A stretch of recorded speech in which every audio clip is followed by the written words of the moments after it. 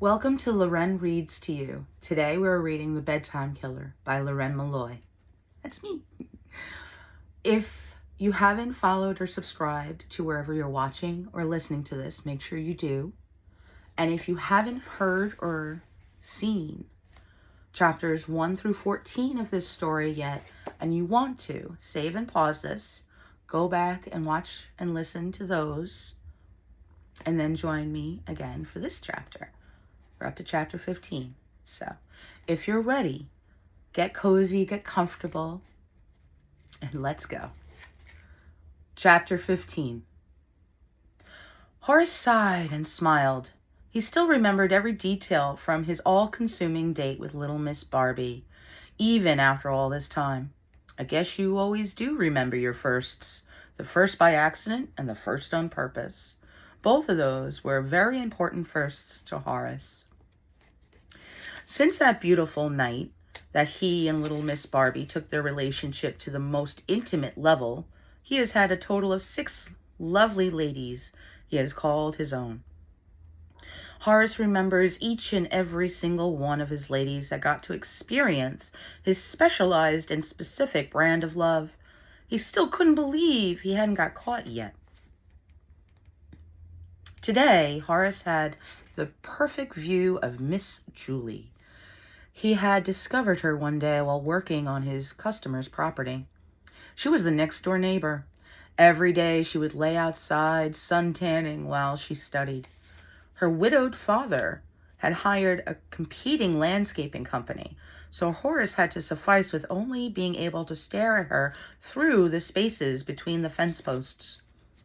He had planted a large bush, just large enough for him to hide behind and stare at Miss Julie unobserved. No one expects someone to be peering through the fence at them while they're in their thong 2-piece bathing suits, sunbathing. Miss Julie could never imagine how many times he and little Horace would come out to play, hiding in a bush and the sounds of a leaf blower.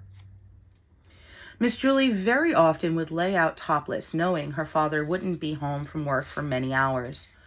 Horace was hooked on her the first time he saw her. She had just turned 21 only a few months before.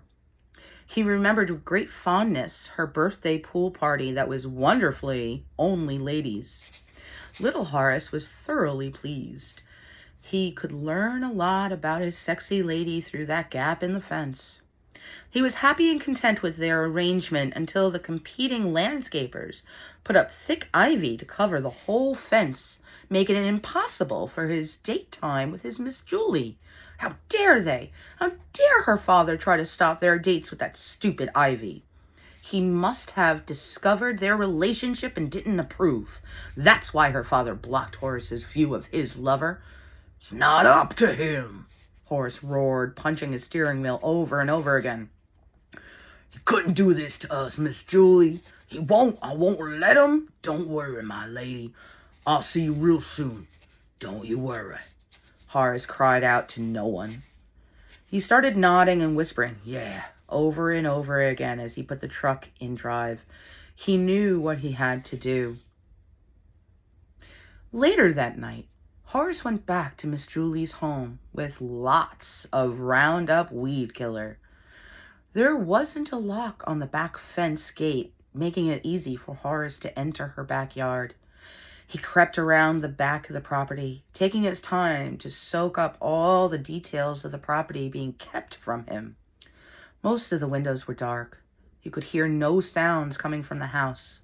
They were either asleep or not at home.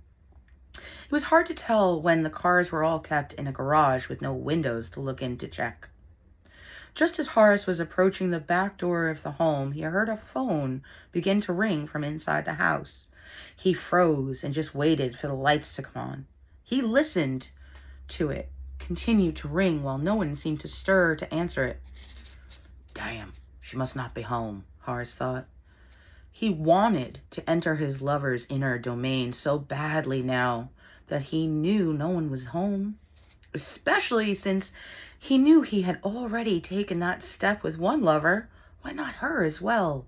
He knew he had to remove those awful vines of ivy that were blocking his view from his dear lady while they were trying to have dates.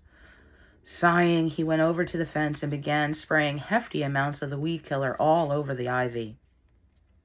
It took some time to cover all of the ivy well enough. Finally, he was sure it was coated enough. He threw some of it on any of the other plants, bushes, or trees that had been planted. It serves the father right for not hiring him.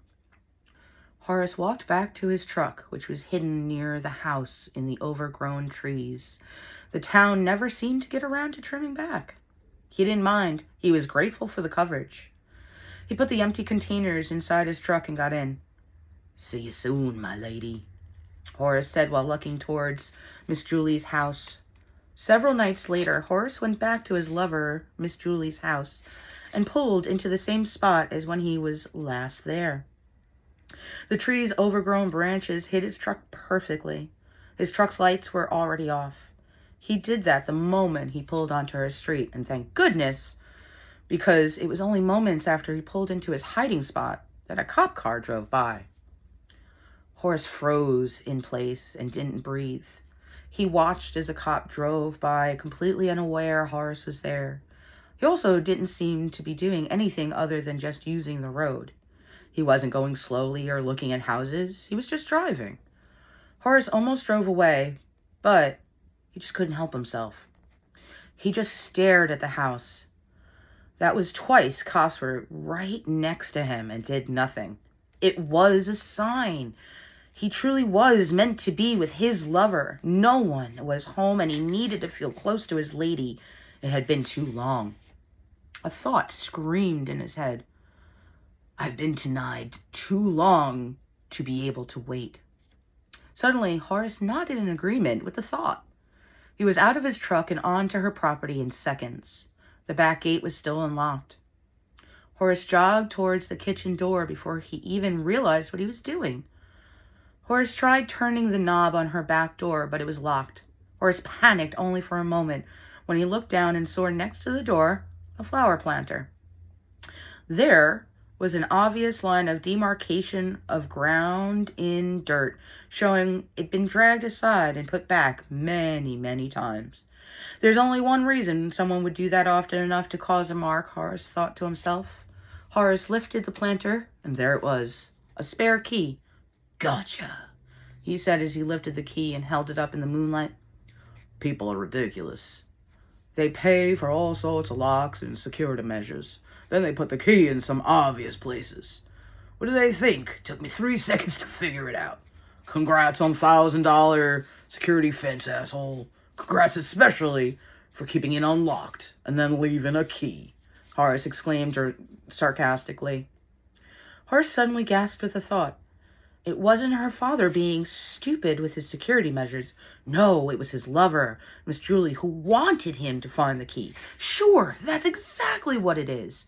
She must not have been happy with what her father did either, and left the key for him so he'd know they were okay and in love.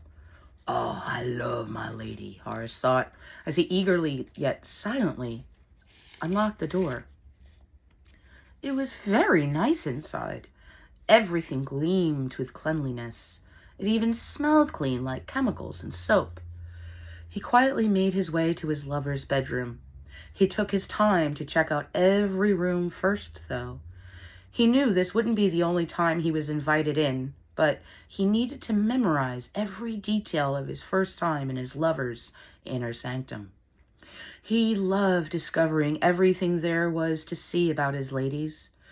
His eyes were immediately drawn to a picture on the mantel of the living room fireplace.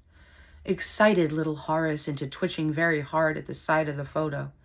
It was when she had her 21st birthday pool party. It was a picture of her standing full length in a white skimpy bikini, smiling. That was chapter 15 of The Bedtime Killer by Loren Malloy. That's me. So make sure you follow and subscribe wherever you're watching or listening to this.